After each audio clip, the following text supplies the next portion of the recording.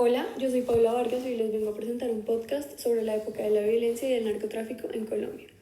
Les voy a empezar a dar un pequeño contexto. Durante los años 80, Colombia fue víctima de una época de violencia y narcotráfico muy fuerte. Esta época estuvo caracterizada por la presencia de varios grupos armados y de carteles que estaban en la constante lucha por el control del poder de las drogas, por ejemplo de la cocaína. A pesar de que la época del narcotráfico empezó en los 70, esta tuvo su gran auge en los años 80, pues los carteles de drogas de Medellín, como por ejemplo el que era liderado por Pablo Escobar, controlaban un porcentaje muy grande del comercio de cocaína alrededor del mundo, lo que les permitía obviamente generar enormes cantidades de dinero y además aumentar su poder político. El gobierno colombiano y la seguridad tuvieron muchos enfrentamientos con estos grupos armados y grupos de narcotráfico, lo cual generó una guerra que dejó miles de víctimas, entre esos miles de muertos y de desaparecidos. Además, aumentó la violencia, la corrupción y la desigualdad en todo el país. Durante esta época, los grupos armados como los narcotraficantes y las guerrillas usaron la violencia como método principal para lograr acceder y poder tener más control sobre diferentes territorios alrededor del país y asimismo lograr proteger sus intereses. Debido a eso ocurrieron demasiados actos de terrorismo como secuestros, asesinatos y extorsiones, lo que causó un ambiente de mucho miedo e inseguridad para todos los colombianos. Uno de los hechos que más revolucionó el país fue el asesinato del candidato presidencial Luis Carlos Galán. Este asesinato conmovió la sociedad colombiana y generó mucho desconsuelo e impotencia, pues Galán se había comprometido con la lucha contra el narcotráfico y la corrupción de la época, entonces obviamente la gente estaba muy triste y decepcionada porque lo habían matado. En cuanto a la historia de vida, yo decidí hacerle la entrevista a mi mamá. Mi mamá se llama Juanita, tiene 56 años, nació y creció en Manizales y actualmente vive en Bogotá con su hija y su esposo. Su hija soy yo. Tiene 4 hermanos y estudió economía. Bueno, lo que yo le pregunté a mi mamá fue como básicamente de qué se acuerda ella, qué fue lo que más le marcó de la época de la violencia, del narcotráfico, etc. Lo que ella me cuenta es que el vuelo de Avianca, en el que fue un atentado que ocurrió en noviembre de 1989 desde Bogotá a Cali, la marcó mucho. Ella me dice que se acuerda perfectamente que fue un lunes en la mañana mientras ella estaba en la Universidad de los Andes estudiando.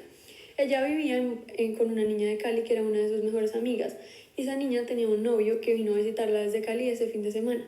El novio se regresó a Cali en el avión al que pusieron la bomba y obviamente el avión explotó y murió. Para mi mamá fue muy impactante porque ella era una de sus mejores amigas y ver el dolor y la inmensa impotencia de la amiga desde una perspectiva tan cercana y de una persona que ella conocía fue muy duro y muy triste para ella, pues era un hecho muy difícil de creer y muy injusto. La bomba la mandó a poner Pablo Escobar en el avión porque pensaban que en ese vuelo iba a viajar el candidato presidencial César Gaviria, entonces querían asesinarlo. Sin embargo, él no viajó en ese avión, entonces no murió. Una de las principales razones por la que Pablo Escobar quería matar a Gaviria era porque él había declarado una fuerte guerra contra el narcotráfico y estaba trabajando de la mano con autoridades de Estados Unidos para combatir a los carteles de droga. La política en la que estaba trabajando incluía la extradición de narcotraficantes a los Estados Unidos y obviamente Pablo Escobar no estaba dispuesto a permitir eso. Otro hecho muy cercano a esta situación es una historia que me cuenta mi papá. Uno de sus amigos del trabajo iba mucho a Cali a trabajar y también murió en este avión. Para mi papá fue muy impactante porque él vivía en Estados Unidos, estaba lejos, no entendía muy bien lo que había pasado, sentía mucha impotencia, estuvo muy cerca a los familiares de este amigo y fue muy duro para todos. 8 días después del suceso del novio de la mejor amiga de mi mamá, sucedió el atentado del DAS, donde pusieron un carro bomba con el fin de matar al director, pero no lo pudieron matar. Sin embargo, mataron aproximadamente a 70 personas y dejaron a 600 heridas. Mi mamá recuerda muy bien y con profunda tristeza esta época porque fueron 2 hechos muy impactantes y muy dolorosos y delicados en un periodo de tiempo muy corto.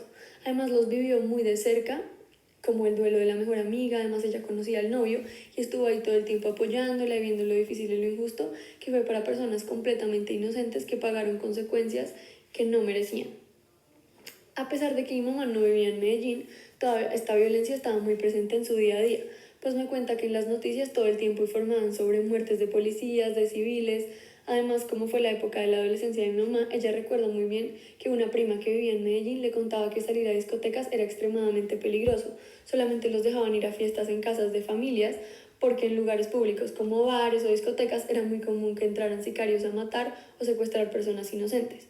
También había rumores de que Pablo Escobar distribuía droga gratis para adolescentes para lograr ser más conocido y comprar el apoyo de los jóvenes con lujos y con drogas, pues a él le convenía aumentar su poder para lograr el objetivo que era ser presidente de la República.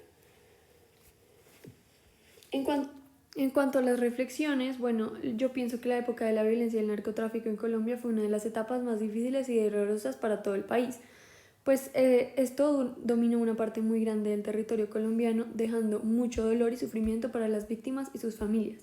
Además, tuvo fuertes implicaciones y consecuencias en el país. Por ejemplo, tuvieron un impacto devastador en las personas, muchas personas perdieron a sus seres queridos, sus hogares y sus comunidades, y también afectó la infancia de las personas, como por ejemplo todas las historias que nos contó mi mamá. En segundo lugar, la violencia y el narcotráfico tuvieron un impacto significativo en el desarrollo del país, pues la inseguridad y la falta de estabilidad política hizo que no hubiera confianza para invertir y crecer económicamente, lo que a su vez contribuye en la pobreza y la desigualdad. Y además, a pesar de las difíciles circunstancias, yo pienso que muchos colombianos han demostrado una gran resiliencia y determinación para superar las dificultades. Me parece muy importante y muy valioso reconocer el sufrimiento de las víctimas de la violencia y ser consciente de esto cada día para poder lograr construir una sociedad justa y pacífica de forma más empática y real. Las fuentes están acá.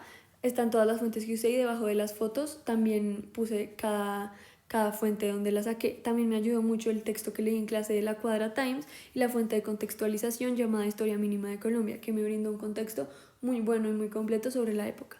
Gracias.